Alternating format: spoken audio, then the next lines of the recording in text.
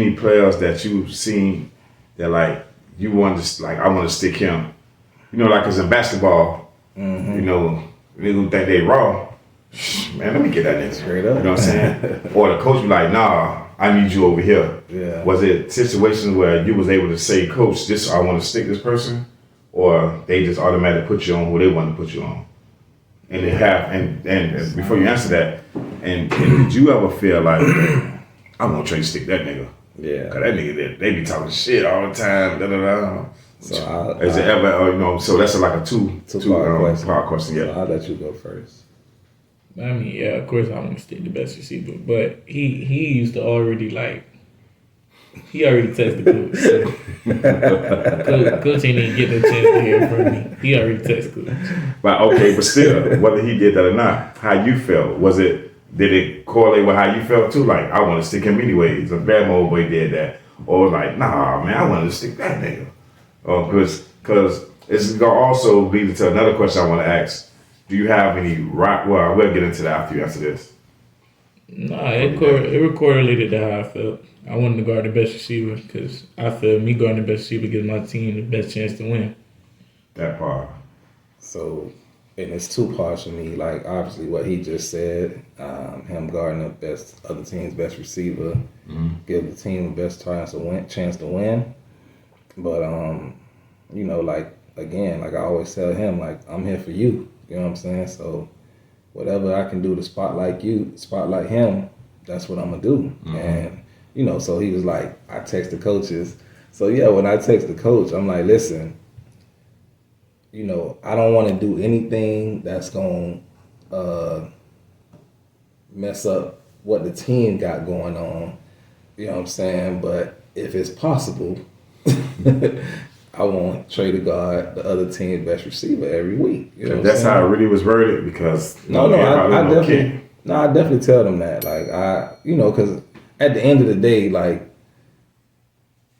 if the team doing well, like you're gonna look better no matter what. Yeah. You know what I'm saying? So like this year, like he's looking great, but I still feel like his last year was a better overall team effort. But I just felt like he was playing better just because, you know, because the team was winning. Like, it looked better. Like, now you playing great, and the team losing, it don't look so good to me anyway. You know what I'm saying? So, I always try to tell them, like, well, they know how I am anyway, because I speak with them, you know, at this time, I was, you know, frequent in practices and everything. Like, I was always around. This year, like, he getting ready to go to college, so I kind of just backed off and let him grow and be his own person and deal with, you know, everything that comes with whatever when it comes to the team. Let him deal with it on his own versus, you know, him coming in as a ninth grader on a team that was so stacked. I just felt like my presence being there would make sure he didn't get overlooked. And again, like, I'm there to critique his every move and let him know. So by this point, I feel like you should know, you know, what you need to do. I shouldn't have to be there looking over your shoulder. But yeah, so during that time, like, yeah, like I would tell, you know, because me and Rosegreen, we have that kind of relationship. I'm like, yo, Rose, bro, I need that. You know what I'm saying?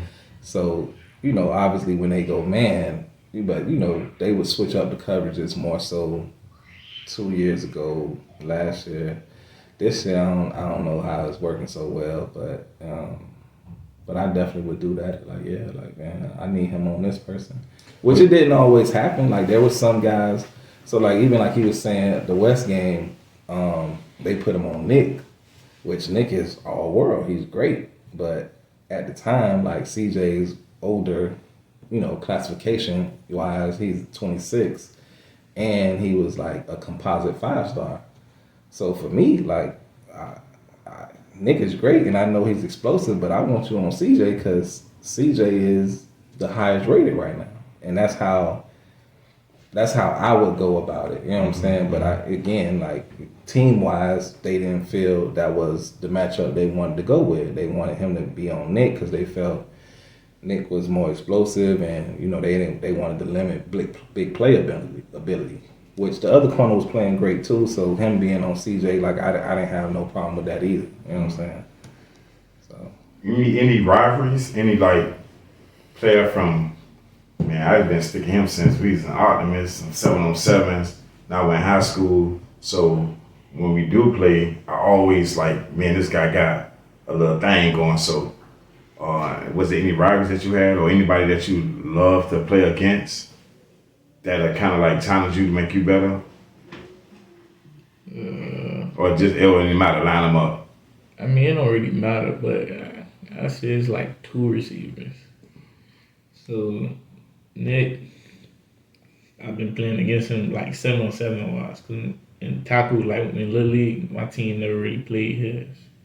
So, but 7on7, I always went against him. Like I always was guarding him. So when we got to high school, the past 2 years, last year and this year, I guarded him both games. And who you play for? He played for us. What Number 2. Number 2. Oh yeah, okay, yeah. So then, and then you got KB. That's one of my dogs. He played for Archbishop.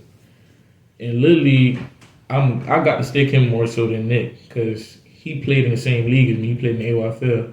So he played for Hollywood. My last year, I went to Hollywood. So we was on the same team. So in practice, I used to guard him. So now in high school, now that he's in my district, I get to play him twice a year. Mm-hmm. So last year I played him twice. And then this year, last year I played him twice, but one game he was at quarterback because their quarterback got hurt the first game we played him. So second game he was at quarterback. This year, I wasn't on him too much because I was on their sideline. So last year I was on our sideline. He usually go to the other team's sideline. So this year I was sticking Kobe. That's the other receiver that played at Hollywood too. But this year I was sticking Kobe. Mm-hmm. So a little backstory on that. So I don't know if you remember I told you about what we was talking about when Trey was at PPO and he was playing DN, and then there was a receiver that they threw the ball to for this team Hollywood that catch like 10 balls, 3 touchdowns a game. So KB was that receiver back then.